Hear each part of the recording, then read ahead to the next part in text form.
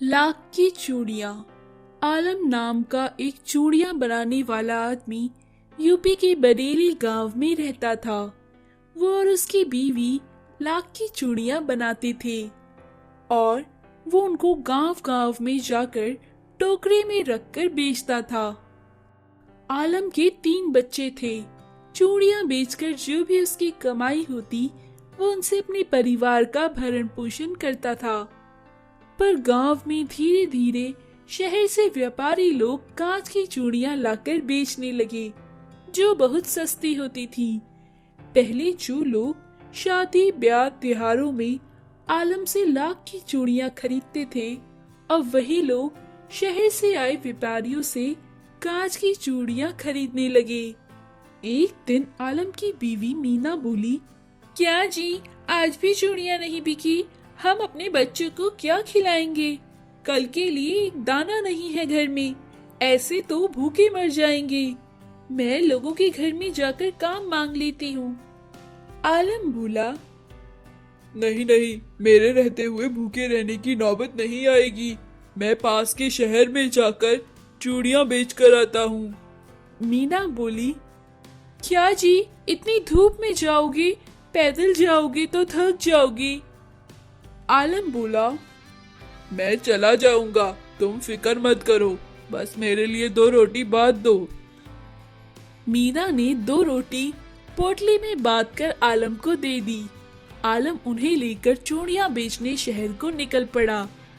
रास्ते में बड़ी धूप थी। पैदल चलते चलते आलम बहुत थक चुका था। उसे बड़ी भूख लगी। वो रोटी खाने के लिए एक जगह बैठा।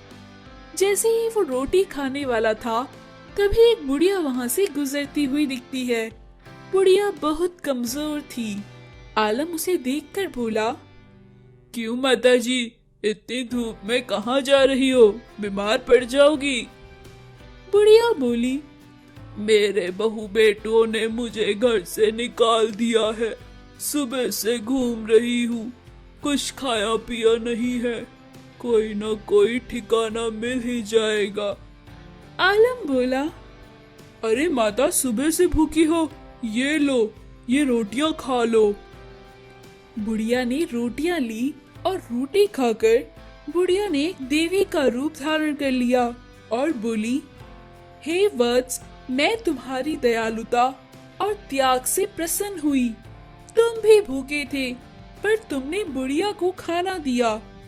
मैं भ्रमण पर निकली थी, देखने की धरती पर इंसानियत जिंदा है या नहीं।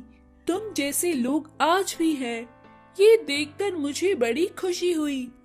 मैं तुम्हें वरदान देती हूँ, तुम रोज 2 चूड़ियां लाख की बनाकर अपनी टोकरी में रखना, वो सोने की हो जाएंगी।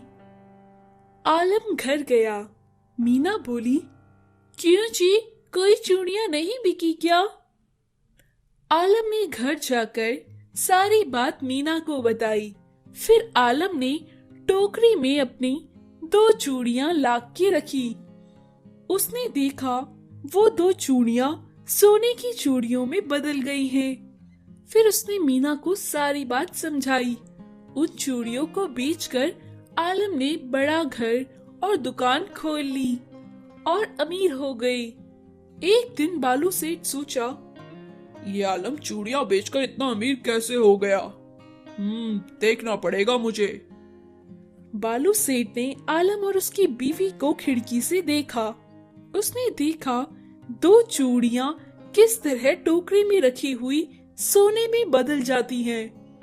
उसने सोचा, तो इसके पास जादुई टोकरा है। मैं इस टोकरे को ही चुरा लूंगा और बहुत अमीर हो जाऊंगा। बालू सेठ ने वो टोकरा चोरी करने का प्लान बनाया। एक दिन जब आलम सो रहा था, बालू सेठ जाकर टोकरा चुरा कर ले आया। आलम ने उसे चोरी करते हुए देख लिया था, पर कुछ ना बोला। बालू सेठ ने टेढ़ी मेढ़ी बहुत सी लाख की चूड़ियां बनाई और सारी की सारी टोकरे में डाल दी।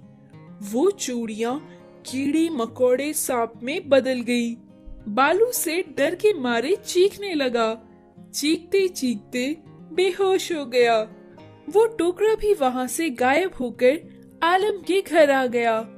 अगले दिन जब आलम ने बालू सेठ को देखा और बोला, क्यों सेठ जी, अपना टोकरी दूं क्या? बालू सेठ डर के बोला, नहीं नहीं, अपना टोकरा तुम खुद ही रखो।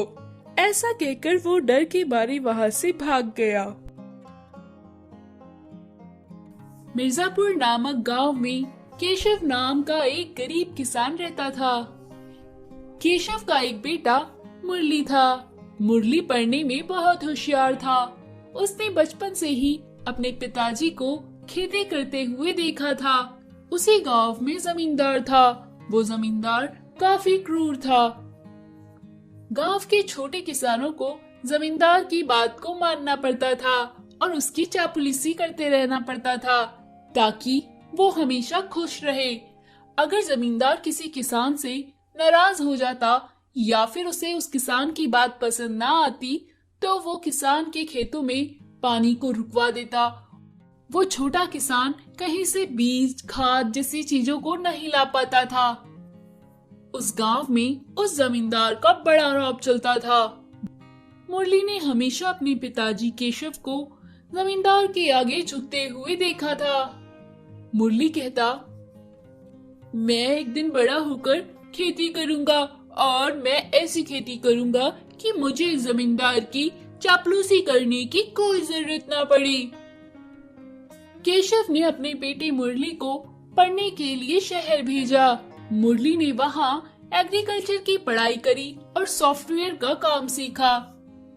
मुरली पढ़ लिख कर जब गांव आया तो उसने अपनी छोटी सी जमीन पर टमाटर उगाने की सोची। जमींदार मुरली के पास आया और बोला, अरे क्यों मुरली, तुम यहाँ क्या कर रहे हो? सुना है तुमने शहर से पढ़ाई करी है, कंप्यूटर का काम सीखा है। कंप्यूटर के काम से तो तुम्हें बड़ी अच्छी नौकरी मिल सकती थी शहर में।